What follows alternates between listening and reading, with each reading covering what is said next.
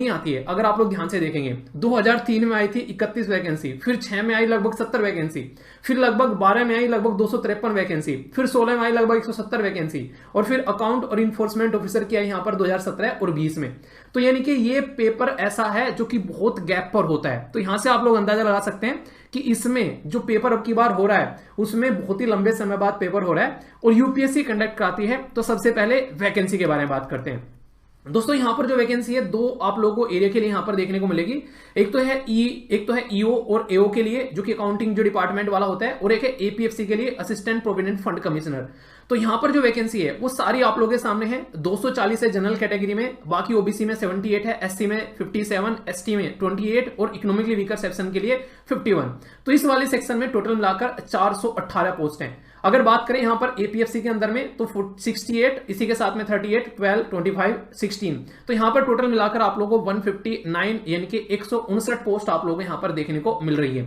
पर लेकिन ये इतनी पोस्ट किसी काम की नहीं है, आप लोगों के लिए एक ही पोस्ट काफी है, ठीक है, क्योंकि सारी पर तो जाके बैठना नहीं है। तो इसलिए शानदार तरीके से तैयारी करनी है। जो सबसे दिल को छूने वाली बात होती है, कई सारे बच्चे परेशान रहते हैं, एज क्या है। तो इन्फोर्समेंट ऑफिसर और अकाउंट ऑफिसर के लिए जो है यहाँ पर ये 30 साल एज है। नोटिफिकेशन आ चुका है इसका एक हल्का सा। इसी के साथ में असिस्टेंट प्रोविडेंट फंड कमिश्नर के लिए 35। तो 35 के एरिया में तो आप लोग सभी आते ही होंगे यार, ये तो बोलने वाली बात ही नहीं है। तो कहने का मतलब है कि खासकर जो ये अभी बहुत सारे बच्चे प्रोटेस्ट कर रहे थे यूपीएससी की वजह से कि यार एज निकल गई है, एज निकल गई है, तो ये एक बहुत ही शानदार अपॉर्चुनिटी है। उसी लेवल के पेपर में आप लोगों को ले जाकर बैठा देगी। और है क्या, जस्ट आप लोगों को देखने को मिलेगा एक रिटर्न एग्जाम है। रिटर्न वो नहीं है कि आप लोगों को कॉपी पेन पर जाकर चीजें वहां पर लिखनी है, वही गोले भरने वाला है भाई साहब। उसी तरीके से पैटर्न में आप लोगों को देखने को मिलेगा जैसे यूपीएससी का प्रीलिम्स होता है। तो क्या क्या चीजें हैं मैं आप लोगों को एक बार बता देता हूं ताकि आप लोगों के माइंड में कोई भी डाउट इसको लेकर न रहे। सबसे पहले क्वेश्चन कितने आते हैं, 120 क्वेश्चन। मार्क्स कितने रहेंगे, 300। 2 घंटे का टाइम रहेगा यहाँ पर। और इंटरव्यू जो है उसके लिए 100 मार्क्स रहेंगे, और बाकी टोटल जो मार्क्स हो गए वो है 400। पर लेकिन इस तरीके से इसको काउंट नहीं करते हैं। 120 जो यहां पर क्वेश्चन है, टोटल 300 मार्क्स हैं। ये 300 मार्क्स जो है इनको 75 जो है एक वेटेज दिया गया है, और यहां पर जो 100 जो इंटरव्यू है इनको यहां पर 25 वेटेज दिया गया है। तो यानी कि 300 नंबर जो है 75 नंबर के बराबर होंगे, ये 100 नंबर जो है 25 नंबर के बराबर होंगे, और इनको टोटल जोड़कर जो 100% आएगा उसमें से आप लोगों के मार्क्स जो है वो सामने निकलकर आने वाले हैं। यानी कि ये क्राइटेरिया आप लोगों को यहां पर देखने को मिलता है। ये क्राइटेरिया फॉलो करने के बाद में आप लोगों को एक ऐसी पोस्ट मिलती है जो कि नॉर्मली यूपीएससी का एग्जाम देकर, पहले प्रीलिम्स दो, फिर मेंस दो, फिर सारा एग्जाम देकर जो फाइनल मिलता है ना आईएएस वाली पोस्ट, उसके लगभग इक्विवेलेंट पोस्ट आप लोग यहां पर ये ले जाकर बैठा रही है, ओनली जस्ट एक एग्जाम देने के बाद में, वो भी प्रीलिम्स लेवल का। इसलिए इसके पीछे इतने सारे लोग परेशान रहते हैं, लगता है कि यार कुछ भी हो ये वाली पोस्ट तो निकालनी है। बहुत ही अच्छे लेवल पर तैयारी करते हैं। और सबसे इंटरेस्टिंग क्या बात क्या है, जब मैं आप लोगों को सिलेबस बताऊंगा तो तब आप लोगों को मजा आएगा कि यार ये तो बिल्कुल ऐसा है जैसे एसएससी वाले बच्चे पढ़ते हैं, ठीक है, वो यूपीएससी वाले पढ़ते हैं खासकर प्रीलिम्स के लिए। तो काफी मिला जुला सा है, बस यार प्रैक्टिस के ऊपर पूरा खेल आप लोगों को यहां पर नजर आता हुआ नजर आएगा। एजुकेशन क्वालिफिकेशन, जिसको लगता है यार मेरा तो पता नहीं ये नहीं कर रखा, वो नहीं कर रखा, यहाँ पे ये हो रहा है फलान ढिमकाना, कुछ नहीं है भाई साहब। एक डिग्री चाहिए सिंपल सी, आप लोगों ने किसी भी रिकॉग्नाइज यूनिवर्सिटी से वो डिग्री अपनी ले रखी हो, उसके अलावा कुछ नहीं चाहिए बिल्कुल भी आप लोगों को इस पर्टिकुलर एग्जाम में जाकर बैठने के लिए। डिजायरेबल एक है, हालांकि अगर किसी ने यहाँ पर कंपनी लॉ, इसी के साथ में लेबर लॉज या पब्लिक एडमिनिस्ट्रेशन में अगर डिप्लोमा कर रखा है तो थोड़ा सा प्रेफरेंस यहाँ पर मिलेगा। हालांकि यहाँ पर एग्जाम में भी उनको अच्छे क्वेश्चन वो अटेम्प्ट कर पाएंगे, क्योंकि जब सिलेबस में आप लोगों को दिखाऊंगा तब आप लोग ये सारी चीजें अच्छे से समझ पाओगे। अच्छा, इससे पहले कि मैं आगे बढ़ूं, कभी मैं ये बताना भूल जाऊं, मेरे माइंड से निकल जाता है। स्टडी लवर वीर का ऐप है, आप लोग प्ले स्टोर पर जाओगे तो यहां पर जाकर जैसे आप लोग ऐप देखोगे तो यहां पर आप लोग इस सेक्शन में आप लोग को देखने को मिलेगा notes, PYQs and book PDF. इस पर्टिकुलर सेक्शन को जब आप लोग खोलोगे जाकर तो यहां पर आप लोगों के लिए सारे पेपर जो है इसके पुराने वो सारे अपलोड कर दिए गए हैं जो यूपीएससी के द्वारा कंडक्ट कराए गए हैं। तो इनको आप लोग ऐप को डाउनलोड करके इसमें से ये पेपर जो है इनको आप लोग जरूर देखिएगा। इसके साथ में आप लोग क्या होगा, अच्छे से आप लोग पैटर्न को समझ पाएंगे कि एग्जैक्टली पैटर्न क्या है, वो सारी चीजें आप लोगों के माइंड में क्लियर हो जाएगी। इसी के साथ में यहाँ पर जो मंथली वीडियो लेकर आता हूं उसकी भी सारी पीडीएफ अपलोड कर दी है यहाँ पर। इसी के साथ में अगर यूपीएससी की तैयारी कर रहे हैं प्रीलिम्स के लिए तो उसके सारे पेपर यहाँ पर पिछले 10-12 साल के सीसेट के भी सारे पेपर जो है यहाँ पर अपलोड कर दिए हैं। और जो रेगुलर हमारी वीडियो आती है INA important news analysis balance diet morning में एग्जैक्ट 6 बजे, उसकी भी सारी पीडीएफ आप लोगों को यहाँ पर मिल जाएगी। यानी कि जो टेलीग्राम का झंझट रहता था कि यार कहाँ ढूंढे, पुरानी वहां चली गई, नहीं यहाँ पे आ गई, वो सारे झंझट खत्म। और सारी की सारी चीजें आप लोगों को ऐप पर मिल जाएंगी एक जगह।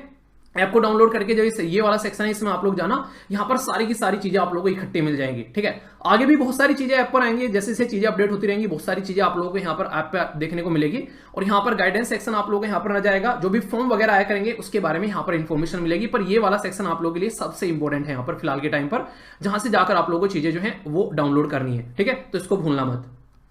अगर टोटल कंबाइंड वैकेंसी आप लोग देखोगे इसको मिलाकर तो 577 वैकेंसी हैं। अपने ही आप में एक बहुत बड़ा नंबर है यहाँ पर, वो भी एक पेपर देके इतनी अच्छी पोस्ट पर पहुंचने वाला। ठीक है, एप्लीकेशन मोड क्या रहता है, ऑनलाइन ही आप लोगों को इसके लिए अप्लाई करना पड़ेगा। पर एक इंपॉर्टेंट बात यहाँ पर जो मैं आप लोगों को बताना चाह रहा हूं, अगर आप लोग चाहते हैं कि जिस एरिया में आप लोग रहते हैं उसी एरिया में आप लोगों को सेंटर मिल जाए, तो आते ही एग्जैक्ट फॉर्म जो है 1-2 दिन के अंदर भर देना। वरना खासकर जैसे सिटी है, जैसे दिल्ली हो गया, फिर कोलकाता, चेन्नई, ऐसी जो सिटी है, अगर इन एरिया में आप लोग रहते हैं तो आप लोगों को नहीं मिल पाता है वो सेंटर। क्यों? क्योंकि यहाँ पर फर्स्ट कम फर्स्ट सर्व वाली बात है। उसके बाद में वो रेड दिखा देगा वहां पर, फिर बोलेगा भाई साहब दूसरा सेंटर ले लो जो दूसरी चॉइस है। तो अगर आप लोग नहीं चाहते हैं कि पेपर वाले दिन कहीं धक्के खाते फिर ट्रेन में और वहां पर जाकर फिर रूम ले और फिर पेपर दें, तो माइंड का एक जो बैलेंस है वो भी बिगड़ता हुआ नजर आता है कि टिकट बुक करना है, वो सारी चीजें, बहुत सारे इशू देखने को मिलते हैं। तो ये चीज आप लोग ध्यान रखिएगा।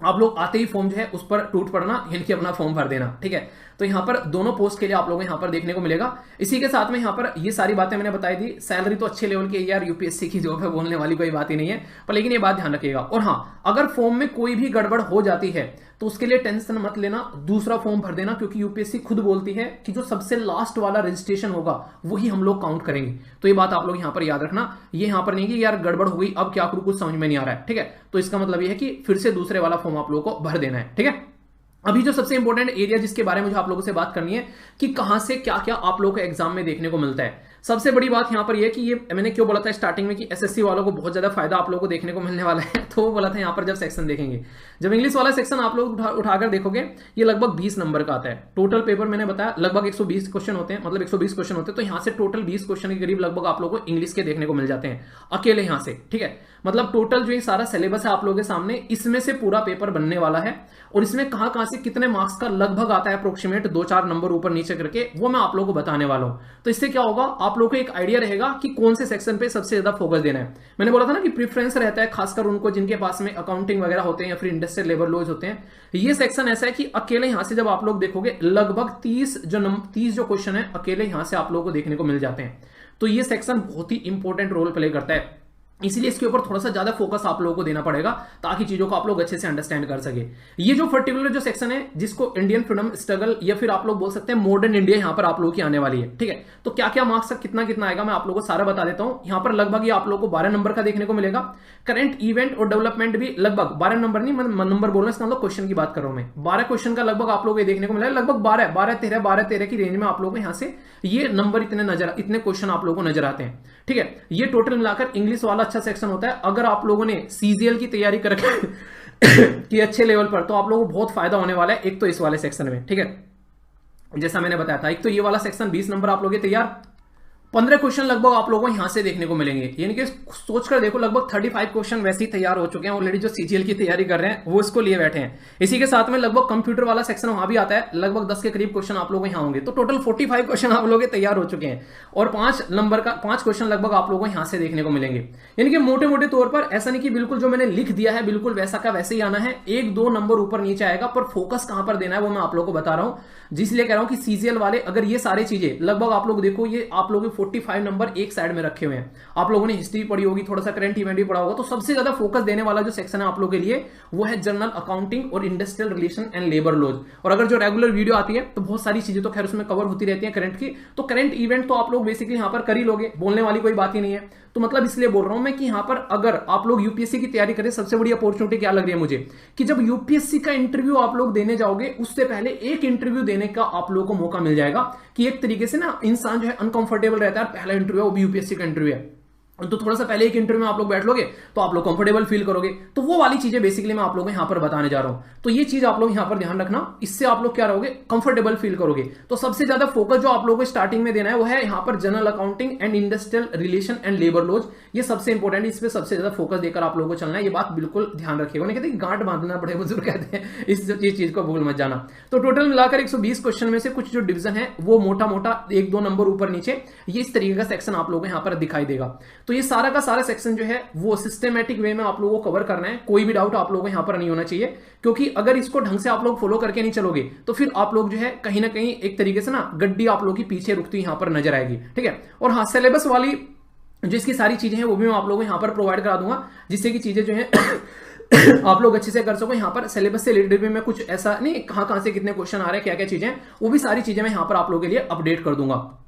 अब यहां पर थोड़ा सा नजर हम लोग डाल लेते हैं कि लास्ट ईयर की बार अगर बात, लास्ट जब पेपर हुआ था 2015 में, अगर यहां पर तब की मैं आप लोगों को थोड़ा सा डेटा बताऊं तो यूपीएससी की वेबसाइट का है डायरेक्ट यहाँ पर ये डायरेक्ट यूपीएससी की जो पीडीएफ है मैं आप लोगों को प्रोवाइड करा दूंगा। इसको ऐप पे भी और टेलीग्राम पर भी आप लोग देख सकते हैं इसको, कि कट ऑफ कैसा रहा, फॉर्म कितने ने भरा था। ये अब की बात नहीं कर रहा हूं, जो अभी एईओ का पेपर होता है उसकी बात नहीं कर रहा हूं, मैं एपीएफसी की बात कर रहा हूं जो 2015 में हुआ था, 15 में नोटिफिकेशन आया था, 16 में पेपर हुआ था, इसकी बात मैं आप लोगों के सामने कर रहा हूं। टोटल मिलाकर जनरल जो कैंडिडेट थे जिन्होंने फॉर्म भरा था, ये आप लोगों के सामने 78,000।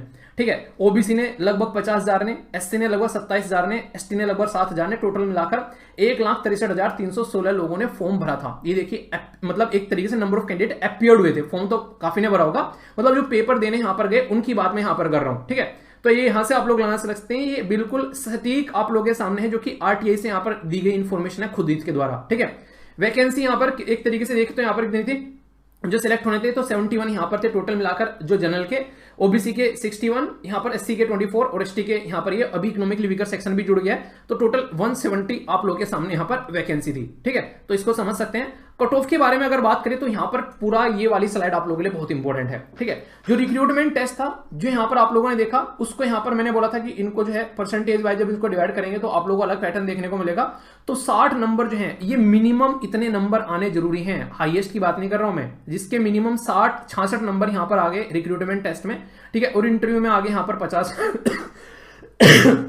तो ये यहां पर आप लोगों को देखने को मिलेगा, ये मिनिमम बोल रहा हूं, हालांकि जब ऐड करेंगे तो यहां पर ये तो ऐसे कि कट ऑफ, हाँ इतना तो कम से कम होना ही चाहिए, पर लेकिन फाइनल सिलेक्शन जो है वो एक अच्छे खासे नंबर पर आप लोगों को देखने को मिलेगा। ठीक है, तो यानी कि मेहनत करनी पड़ेगी, ऐसा नहीं है कि हवा हवा में काम चल जाएगा। तो जो भी आप लोग जिस तरीके से पैटर्न को लेकर चल रहे हैं, तो कट ऑफ अगर आप लोगों के माइंड में रहेगा, ये खासकर उनके लिए जिनकी एज जो है 35 वाली कैटेगरी में आ रखी है। ठीक है, उस वाली वैकेंसी के लिए, यानी कि असिस्टेंट प्रोविडेंट फंड कमिश्नर के लिए, direct assistant provident fund commissioner बनने वाले हो भाई साहब, तो इतनी तो मेहनत करनी पड़ेगी।